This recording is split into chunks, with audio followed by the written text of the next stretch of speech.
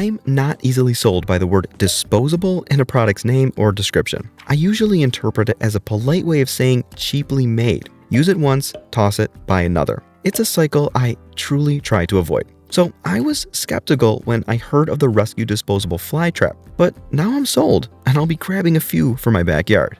Getting this trap ready only takes a few minutes. Use your scissors to cut along the dotted line. Do not make the mistake of slicing the whole thing open, or you'll end up with a useless trap. Pull open the yellow cap, fill it with water to the line, and hang it outside using a wire or string. Wait for an hour, and the water-soluble bait pouch will have fully dissolved. The bait smells like a dead animal rotting in the bushes, which is exactly why the flies love it. And it intensifies as more flies accumulate.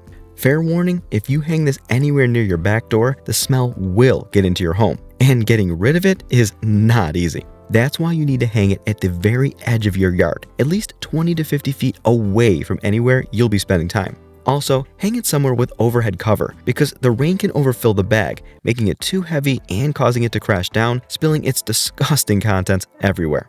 If you're dealing with a serious infestation, use multiple traps around your yard. Within days, your traps will be filled with thousands of flies. Plus, you may also see some creepy millipede feasting on the carnage. The trap is said to catch up to 20,000 flies, which sounds ridiculously exaggerated until you see one filled to the brim. It looks like a thick black mass, and you'll barely have any flies making it into your home. The water may evaporate before the trap is full. You can actually top it off though, and it will keep working.